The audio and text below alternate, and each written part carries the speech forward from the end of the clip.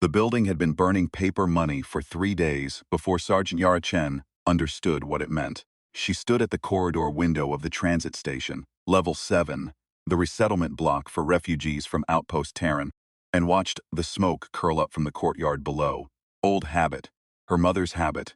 In the 7th month of the old calendar, you burned offerings at the threshold so the wandering dead could find their way back. And the ones who shouldn't come back would be distracted long enough for the living to run. You didn't have to believe in it. You just had to do it. The ritual was the point. Out in the corridor, something moved.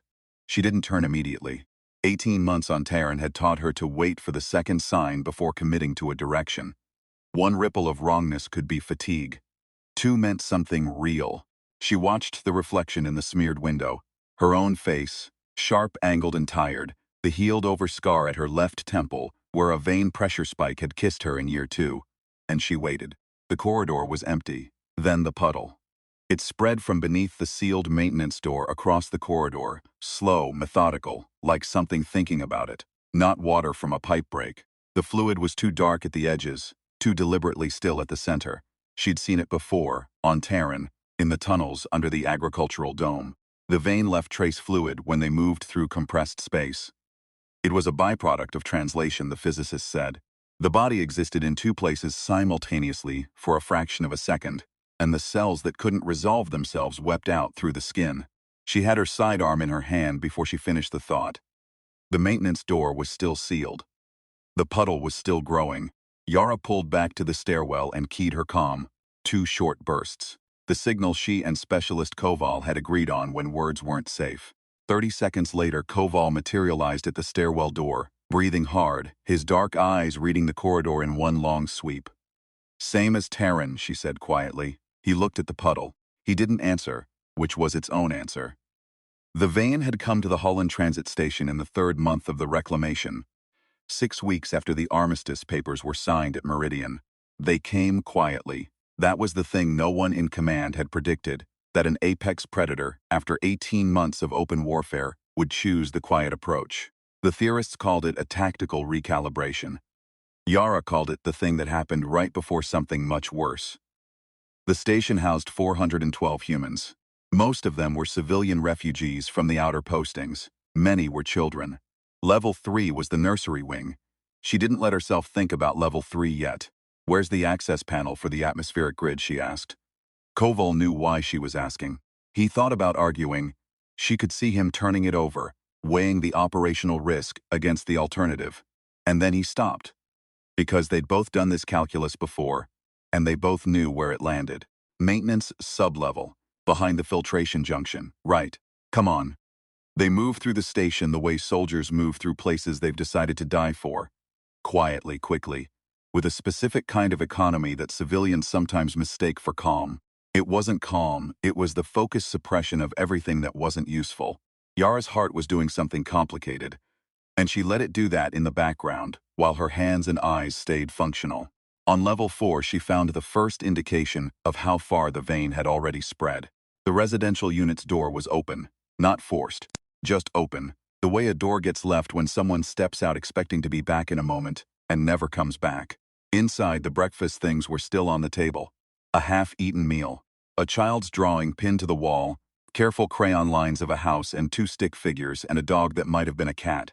The adjacent unit was the same, the one after that, 6 units. All identical, all recently, quietly emptied. Yara stood in the 6th unit and understood what the paper money smoke had been telling her. The 7th month of the old calendar, the wandering dead. Her mother had lit the offering so the ones who shouldn't come back would be distracted long enough for the living to run.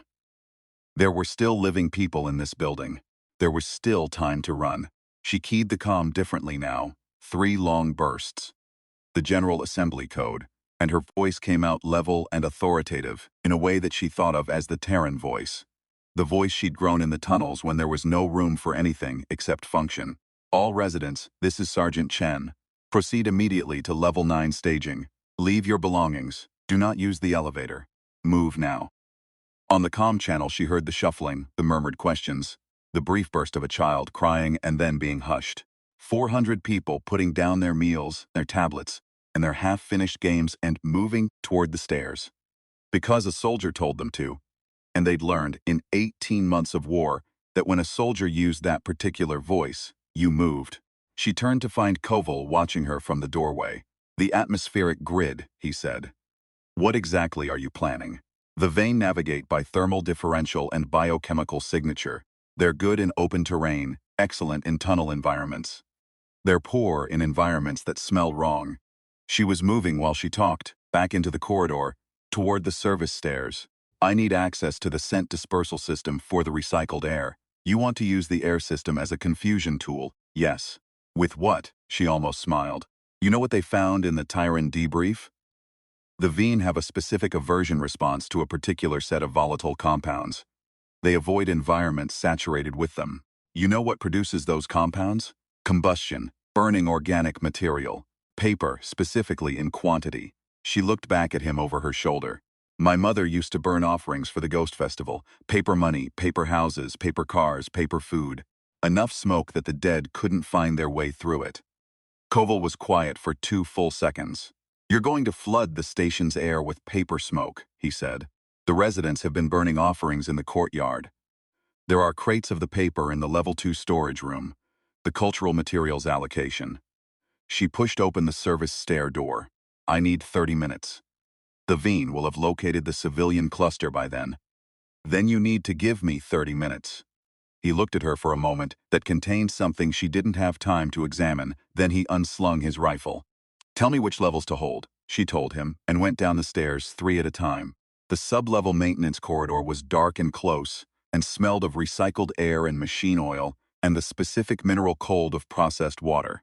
Yara moved through it with her light low, watching for trace fluid, watching for the wrong shadows. The Vehn in transcompression were effectively invisible. A distortion in the air, a flicker of spatial displacement, the thing your eye caught and your brain refused to process because it had no category for it. She'd learned on Terran to trust the things her brain refused to process. Twice she stopped and waited, back against the wall, while the air pressure around her shifted in ways that weren't mechanical. Both times she counted to 10 and moved on. The access panel for the atmospheric grid was where Koval had said it would be. Behind the filtration junction, behind 2 locked panels she opened with the universal maintenance override code she wasn't technically supposed to know but did.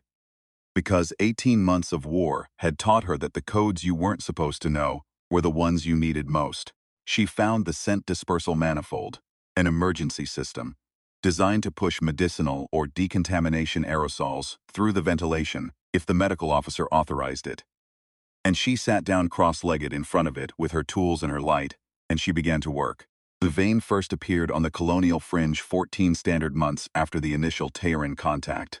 They moved through the compressed space between structures and stations, the way water moved through rock.